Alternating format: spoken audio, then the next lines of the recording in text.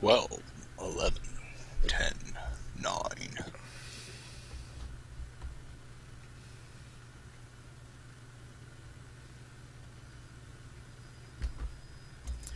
Hey everyone, welcome to another edition of The Bullet. My name is Paul Lathrop. I am the Deputy Director of New Media for the Second Amendment Foundation. As we get started this morning, I want to officially put the word out. I teased it the other day that it was probably going to happen. It is happening. This is the new permanent time slot for The Bullet. It's going to be happening is Tuesday through Friday, 6 p.m. Central Time will be The Bullet. It allows me and several of my people that come along and help me with this. It allows more time during the day to do other things. And so this is going to be, going forward, this is going to be the time you jump over to where you normally watch us, whether it be Facebook or YouTube or Rumble or Getter or OpsLens or wherever. But this is going to be the time we go live. So, as we do get started, again, if you're watching on Facebook or YouTube, on the Polite Society podcast channels, go ahead and comment on those live videos. We'll get your comments, get them up on the air. If you're watching us anywhere else, go to Twitter, tweet with the hashtag #TheBullet. Joining me today, as he does every other Thursday, Matt Mallory from the Meet the Pressers show. Matt, how's it going today, man? Good. I had snow this morning, so I guess that's in New York State, snow. End of March. We're supposed to get some starting at 11 p.m. tonight. Not much. I mean, when I say not much for South Dakota. We're supposed to get somewhere between 3 and 5 inches over the next 36 hours. But then this weekend on Saturday, it's supposed to be 50. So, it's springtime in South Dakota. Yeah, it's supposed to be high 40s tomorrow here. So yeah.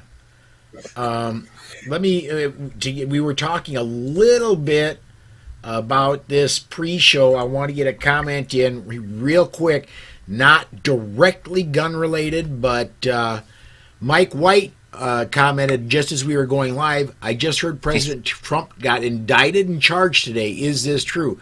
Yes, Mike, it is. Matt, you have more details on this than I do. Anything you want to expand on?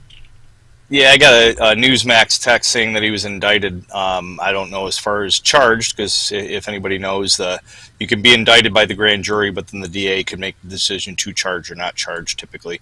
So I don't know if he was charged, but if you heard that he was charged, then I would say that that's probably true news, not fake news, and we'll see how it goes. I think it was a bad move for them to do such. Oh yeah, I personally think this opens up any DA in a free state once Biden takes his last trip on Air Force One and lands wherever he's going to spend the rest of his days. It's open season on Biden, and every president going forward is going to get, from either the free state or the. I don't mean to. I think they're gonna go back for Clinton, right? With all the stuff, all the payouts he did between Monica Lewinsky and that other lady that he paid millions of dollars to, and then you said where Biden's going to spend the rest of his days. I mean, if in this precedent they're going to go after him, he'll spend the rest of his days in prison. Yeah, I mean, we can only hope. I mean, he ain't got much longer to go. Guy can't even remember where he is half the time, tripping upstairs, falling off bikes. Damn. All right, well, let's go ahead and let's get into the firearms news. First thing I want to talk about, we did have a press release from the Citizens Committee today. This comes out, of course, out of Bellevue, Washington, from the home offices. The Citizens Committee for the Right to Keep and Bear Arms today blasted Capitol Hill Democrats for once again pushing legislation to finance gun violence prevention research in response to the Nashville tragedy, and instead called on Congress to provide funding to make those schools hard targets. I'm going to read just a little more of this. Anti-gun Democrats want to spend $50 million a year for the next 5 years to finance boondoggle research by the CDC under something called the Gun Violence Prevention Research Act, noted CCR KBA Chairman Alan Gottlieb. That $250 million will be far better spent supporting local districts to hire armed school resource officers, improve school building security, and or provide funding to local police agencies for personnel whose job it is to protect the schools. I'm going to go ahead and leave the rest of it.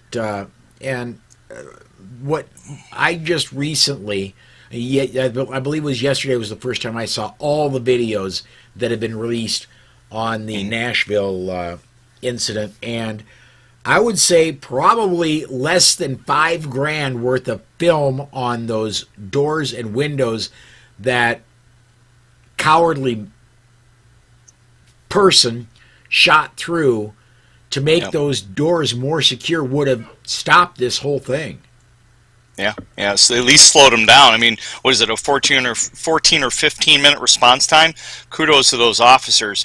Just imagine if Uvidel had the amount of training that those officers had and gumption that those officers had there. Maybe it wouldn't have been as horrific in Uvidel, Texas back when that happened. Yeah, Uvalde. Yeah, absolutely. Uvalde. What really amazed me, you think of SWAT teams, you think of all the gear, what I saw going up the stairs in these body cam. The guy holding a rifle was wearing a T-shirt, and he had a tactical vest on. I'm assuming there was plating underneath it for some kind of bullet resistance, but he didn't have the full arms, and he didn't have the full regalia on. He was, right, I'm guessing, on patrol, and you need to get to the school, and he went. Yeah, and maybe even off duty, and he had something in his trunk for sure. I don't know what it is, and we can speculate all the time whether it's mental illness, drugs, legal, illegal, depression, bullying, social media, movies and games. Maybe desensitizing people. I mean, it could be one or all of those things in a combination. But it is a fact that if we have people there armed, and we make it a harder process for them to get in with ballistics film on the windows and or ballistics glass, and maybe even arm the teachers that want to be armed, that have training. Like, okay, you want to be armed? Great. Here's the training you have to go through for you to be armed. Imagine if we took the money that we're spending in Ukraine, that we're giving to Ukraine or all these foreign countries, and we turn around and put that back into the schools. I mean, it's unfathomable that we can't protect our kids like we protect our money and our sports and our politicians. It's sad.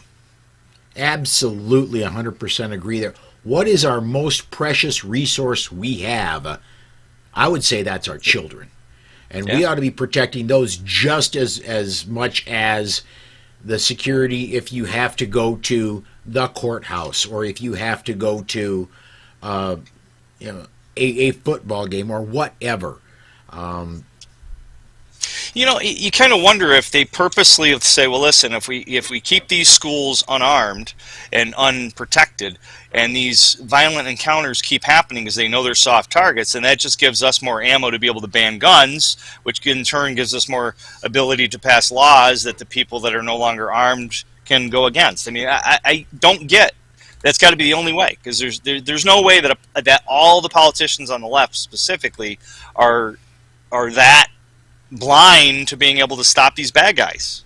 Yeah, well, and there was and this was gang related, but there was a shooting in Denver, I want to say a week and a half ago, and it was on school grounds, and that finally got Denver to say, okay, we're going to suspend the program we had where we took all armed police officers out of the schools. We're going to suspend that program, put some armed officers back in schools. To think they had a program to eliminate armed police in schools, that baffles the mind. You got the other side of where people say, well, I don't want to send my kids to a prison. Well, I'd rather send them to a prison than to the grave, because that's what you're doing. You're sending them to an unarmed location where bad guys are going to go and attack. No gun signs does not stop bad guys. They're going to see the sign and be like, oh, that means that I'm going to have a free-for-all. It boggles my mind. Yeah, absolutely. Makes me sick. see where we at. Now we got we've already got comments coming in. Get this Awesome. one about our next story. The watered down bill in Florida is headed to DeSantis' desk. Hopefully later open carry can be added. And that's something that on the other Thursday that Mike Piwowarski and I have talked about a lot, because Mike is a Florida guy. And I'm glad that Florida did not let perfect become the enemy of the good. I'm glad this is on its way to his desk. He's asked for it countless times over the past year. I'm no doubt it's going to get signed. I don't know if I want to call Florida, and what's your opinion on this? Do we call Florida number 26th on the list for constitutional carry, even though you cannot open carry in Florida, or do we hold that for Nebraska? Looks like it's going to get it probably end of April, beginning of May. Yeah, I think that would that would constitute. I think that the constitutional carry, meaning that they can have it without a license, whether they can open carry or concealed carry. I think out of the 25, 26 that are already there, I think there's a mixture of differences between all those states. So I'd say that it's fair enough to call it such. Okay, all right. Let me get this one up from C&T Designs and Arms. He was going back to talking about the schools. Cops in schools don't have to dress out in full tack gear. They could dress the same way as the teachers. Yep. Yeah, absolutely. This is and let's face it, we have a huge amount of children in schools, and to put a tactical team in every school, even the $250 million over 5 years is not going to cover that. Yeah. However, putting armed staff in schools, especially through things like the FASTER program, where teachers and school staff who want to do it get trained and are more capable to do that, I think that is a very realistic way to put it and to do it. And yeah, you don't have to have a full battle team, just somebody with a firearm that can respond if the absolute worst case scenario happens. And if you look at like McDonald's and Burger King, right? McDonald's picks the real estate. Ray Kroc, the spaces that he picked for McDonald's to go on, the real estate's more valuable than the franchise. I mean, Ray Kroc was a real estate person more than anything. Imagine that. Imagine it being a national initiative to any police station or new school going up. The new school has to be put near the police station, or the police stations need to move near the school. What would the response time happen then, right? I mean, I just thought of that now. Like, I mean, why wouldn't we want to position, just like a business would position to the best location possible to get the most amount of traffic? Why wouldn't we want to put a police station next to a school where the most amount of active shooters like to go to shoot the place up, or next to a church or whatever? I don't know. Am I thinking crazy? Well, I'm translating what you're saying to Sioux Falls, South Dakota. Okay, there is one police station for the city police, one station for the county sheriffs who are in the same town. That is both of them. Both of them are next door to each other, and they're downtown. There are dozens of schools. There's 4 high schools, and I want to say there's probably north of 30 elementary schools. And I think there's nearly a dozen middle schools. I don't know. I would certainly say station officers near the schools, but satellite locations. Yeah. Another going back to Uvalde. Let me get George's comment here. Put the school next to the barber shop, because the guy that stopped Uvalde got the shotgun from the barber shop. Wow. And let me get this one up from CNT. Democrats in Alabama are pissed about permitless carry passing, and they are trying to pass bills that resist where we can and how we interact with cops. CNT, I'm not that familiar with Alabama's makeup. I'm guessing it's fairly freedom-loving, conservative. I don't know. Is there comment back? Is there a real chance that's going to happen, or is it just them trying to make noise and make waves? I would imagine it's not going to happen, being that they they passed permitless carry, right? I mean, Yeah, it's probably like you said. Yeah, and they've got open and concealed carry in Alabama, so yeah. Right. All right, let's see here. What do we got next up on the hit parade?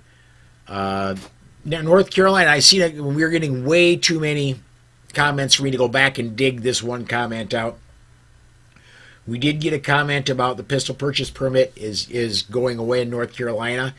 It is, but actually, it's dead as of this moment. If you are a North Carolina resident, you want to go buy a handgun, you can go to the gun store today without going to your sheriff and purchase that handgun. As long as you pass the 4473, you're golden. You do not need the pistol purchase permit as of today in North Carolina.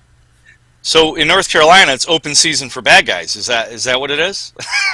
You know, it's like bad guys you're going to be reckoned with, or we're one to be reckoned with. Goodness gracious. Yeah, and this one we knew was coming. It's been a long time coming. It's just it had to get to the governor, and then once the governor finally vetoed it, he waited until he could not wait any longer. It was going to become law.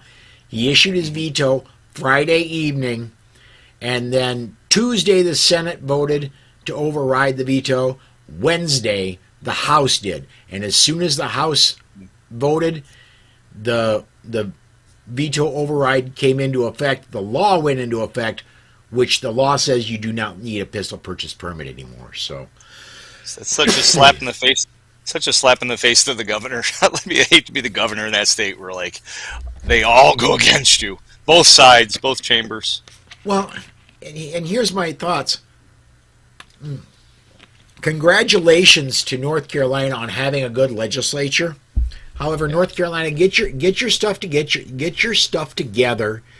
Get yourself a freedom-loving governor too. Yeah, for sure. Definitely. I'm going to go ahead and open this one up as we go into this one. This one by John Krumpoff, AmmoLand, Firearms Policy Coalition loses bid to block the pistol brace rule. Judge Reed O'Connor, a George W. Bush appointee, ruled that the BATFE pistol brace rule is constitutional. Federal lawsuit is the first on pistol stabilizing braces to be decided. This what they were doing. They were asking for a preliminary injunction. They gave all kinds of very well reasoned arguments why this should be overturned. And the judge did not say you lose the case. The judge just said, I'm not going to issue a preliminary injunction. We're not going to stop the law midstream right now. He's just not issuing the restraining orders. So,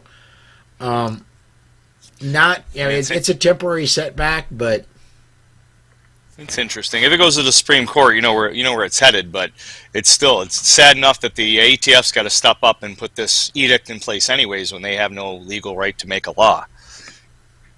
Yeah, they don't, and that's part of the arguments in this. Let me scroll down to where that's at. These Bush appointees are really disappointing me. Yeah, the initial G.W. Bush appointees.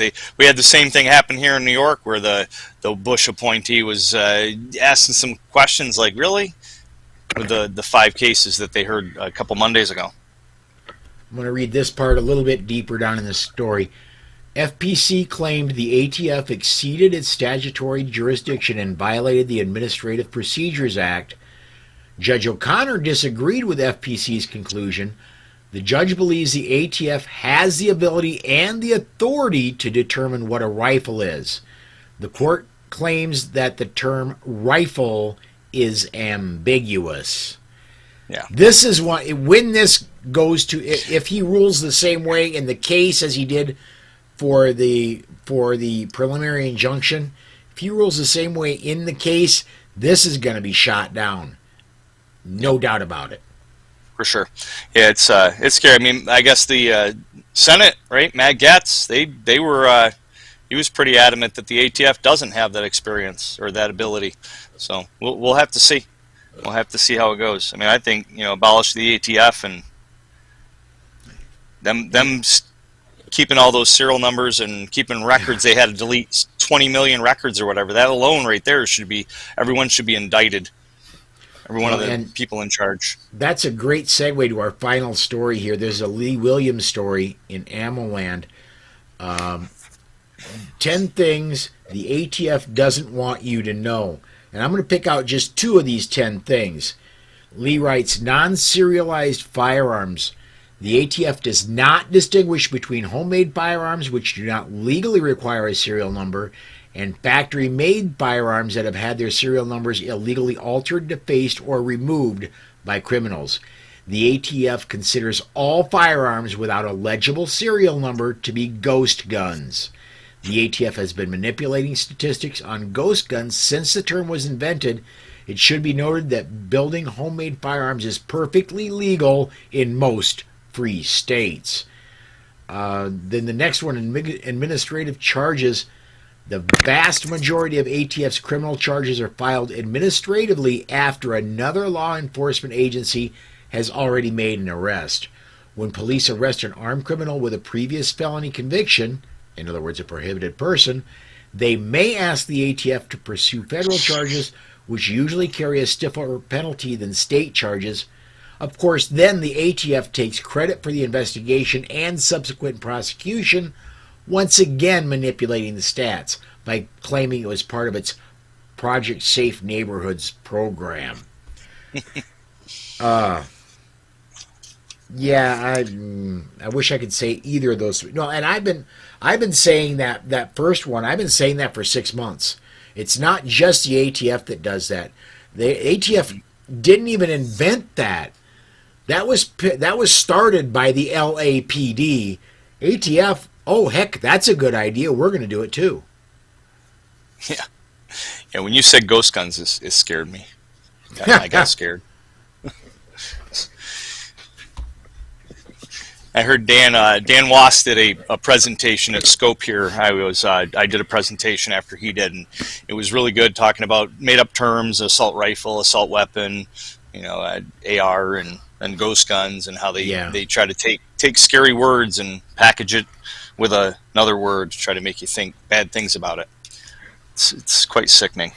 Speaking of Dan, and Dan, I hope you're watching. A few days ago, I cut the cable. I don't have cable TV anymore. I just do all my video, all my television viewing by streaming. And I happened to run across someone that was streaming the movie True Lies. I think it was AMC was streaming True Lies. Dan talks about that movie, and I hadn't seen that, I want to say, since it's shortly after it came out, when you still had to go to Blockbuster and rent them. And that was a fun movie, but boy, going from the 1990s to today, see how they handle firearms in movies back then is absolutely cringeworthy. And in some of the preposterousness around firearms, firing from the hip and you nail everything you are aiming at and nothing you're not. What? You mean John Wick's not real? Yeah. But yeah, and by the way, I have not yet seen. Have you seen John Wick 4? I mean, it's been out a week. Week or so. Yeah. No, I haven't seen it yet. I've heard a couple people went and saw it. I might wait. I don't like going to the movie theater. Bad things happen there. Yeah. Well, I'm honestly thinking Monday. I'm sure it's still going to be in the theaters on Monday. I'm thinking Monday might be my day to go see it before I have to hunker down and get out of Polite Society podcast. So we're getting down towards the bottom of the half hour, man. Before we take off, though, tell us about Meet the Pressers and anything else you want to plug. Sure. Yeah, we're still kicking out shows. We're interviewing people that are in the industry. We just had John Tig Tigan, one of the Benghazi heroes, on, and we had a great conversation with him. He's running for mayor of Colorado Springs, Colorado, and Jared Ogden, former Navy SEAL, and was also on I think it was Alaska Alone or something like that. One of those TV shows. Those you drop them in the middle of nowhere. So yeah, check out the show. We're on Roku, Apple TV, Fire TV, through OpsLens and YouTube and all the other podcast platforms. And then my training company, just teaching everywhere. I was just in Michigan this past weekend teaching a UTM Force on Force instructor class. I'll be going to NRA, the NRA's annual meeting and exhibits coming up. So if anybody's out there, catch up with me there. Maybe I'll do an interview. There you go. I wish I could say I was going to the NRA annual meetings. There's an issue that's going to be a family issue that's going to be keeping me here in the Sioux Falls area when annual meeting is happening. But one thing I do want to mention, we are starting to ramp up planning for AmCon and for GRPC coming up the third week of September this year. I've got two conference calls this week, one for AmCon, one for GRPC, that I need to be a part of. If you are watching this, you need to be at GRPC in Phoenix in September. AmCon's cool. GRPC is where you really need to get to. There's no cost to it at all, and you get to meet and interact with some of the most cool people on the face of the planet. That is going to do it for me today. Come join me 6 p.m. Central Time tomorrow for Training Friday with Tom Walls of the Firearms Academy of Seattle. Big shock, we're going to be talking about school security and church security. We're going to add some church security in there too. We're going to be talking about building security in public places. Let's put it that way. That's the topic for tomorrow. Thanks everybody for watching. Podcast listeners, thank you for listening, and we'll see you next time.